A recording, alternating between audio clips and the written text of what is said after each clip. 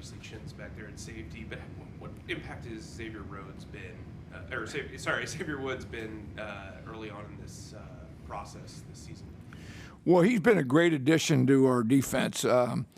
You know, the safeties at any level have to be great communicators, and they've got to be able to play the run, blitz, and play the pass. So he's been able to do all three, and he's really a good communicator. So he's been really good for our defense. From that communication angle, how much has he kind of streamlined the jobs of everybody else in that secondary with his? You know, he adds a lot because he makes Jeremy's job easier.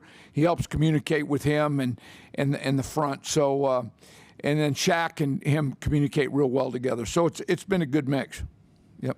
Does his experience and what he can do free you up to use Jeremy in more ways? It does, and it depends on the game and what we're doing that week. But, yeah, it can. Yep. When you experience something like Dante being out of the lineup and maybe JC has to play more nickel, does that also kind of give you some insurance knowing that you have those two safeties who have established experience? Yeah, it sure does. Yeah, and they can help, JC if he needs it out there. Yep.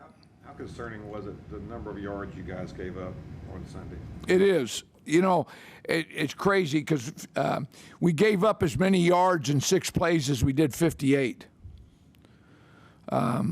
So, we normally don't do that, right?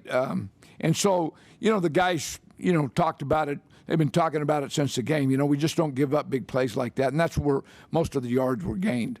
And as we all know, you're not going to play great defense giving up big plays. So we happen to get through that game in good shape, but we can't continue to do that. Phil, you guys talked a lot last year about red zone defense. The numbers, at least on that, have been pretty good. What have you seen so far there? Well, we've spent a lot of time with the red zone in the last 6 months. So the players have, invested a lot of time in it, and so we as a coaching staff. So hopefully we continue to play, decent down in that area.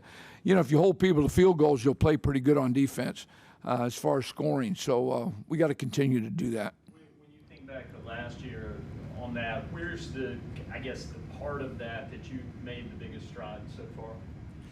Well, I think everything. What we're doing is a little bit different. The execution is better by the players. The understanding of that area is getting better. So I think the whole thing has just gotten better. What do you think was the catalyst? Last week we saw 3 forced turnovers by the defense. What do you see as the catalyst to really help them to create more opportunities? We made a big emphasis, and I think, we were all defensively, I wouldn't say embarrassed, but you're not going to play great defense and have 2 games without a turnover. So we really made it as a group, coaches and players, an emphasis. And, the 3 really helped us in the game. And really, there was 4 with a blocked field goal. So, those things really help you, and we got to continue to do that. Do you have any insight as to why turnovers come in bunches? The guys all say that, but any insight into that dynamic? No, it just depends. It depends on what they're trying to do to you and how plays unfold. Like, you don't count on when Horn batted the ball up in the air and Brown making a really good interception, right? But it happened, right? So hopefully those things continue to happen and we strip the football and we'd really like to score on defense. That's one of our goals. So, every defense in the National Football League would like to do that, or at any level. So hopefully we can continue to do that. 2 years ago, you guys did a pretty decent job limiting Kyler. What was successful in that game?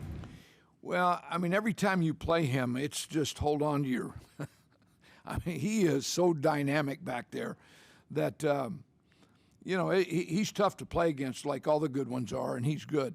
So, I don't think the success rate 2 years ago has anything to do with this game. Every game has its own identity, and so he'll come here ready to play, and we've just got to do a nice job of containing him. Like the college game where he put up, Matt said there were plays that just made him want to walk off the field. Oh, guys, he had that 65, 67-yard run against us 2 years ago. That is, you don't see the acceleration in that from quarterbacks, right? You might from a wide receiver, but for a quarterback to do that, so he's really dynamic, and there's not much he can't do. You know, he can throw the football, he can run quarterback running plays, you know, he can boot, he can sprint. I mean, there's not much he can't do. So I'm sure Arizona's happy they have him. You brought up Derek Brown's interception.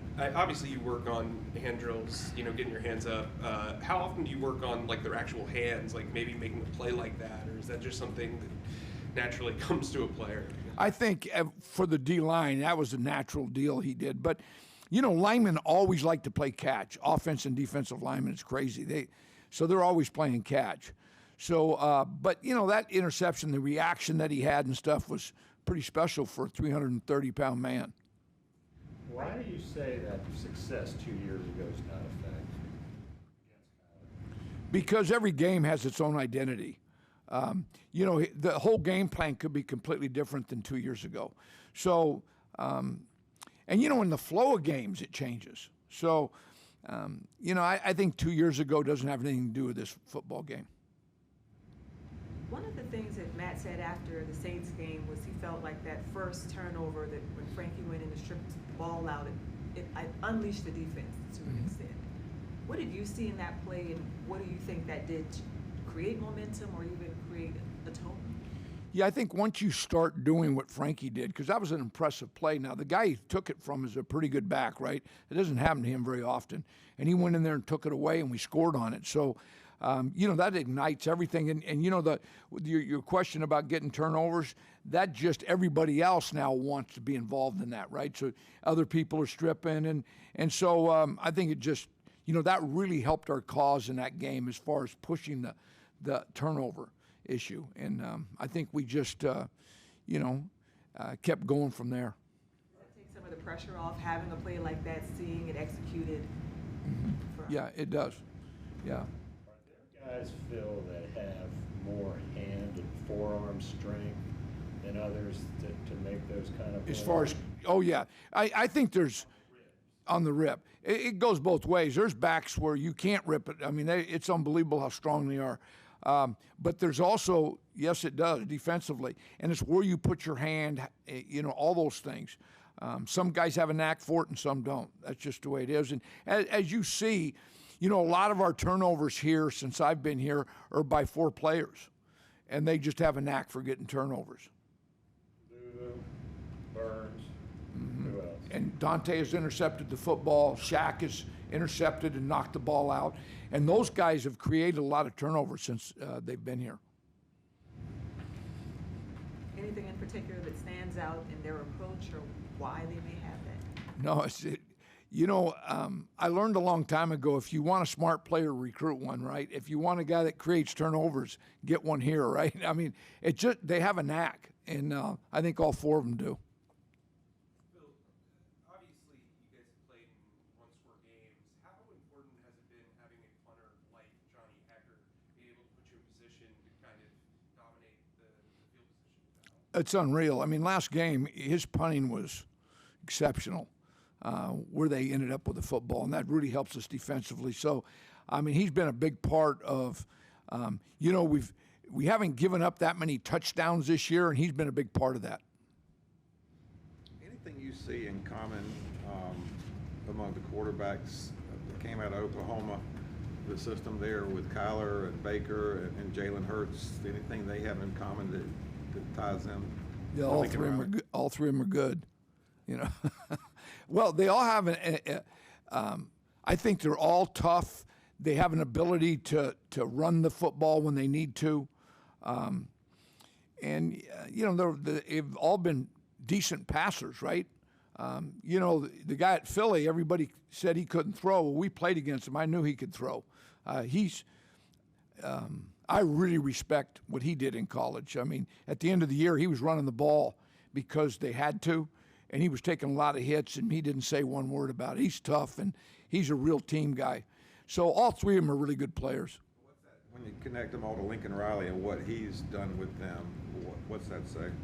Well, yeah, Lincoln's, you know, you coach against Lincoln, you got your hands full. I mean, he does a lot of good things, and offensively they score a lot of points. So, you know, he's been a part of all 3 of their successes. So, Actually, from afar, it was fun to watch. I mean, they were fun to watch on offense.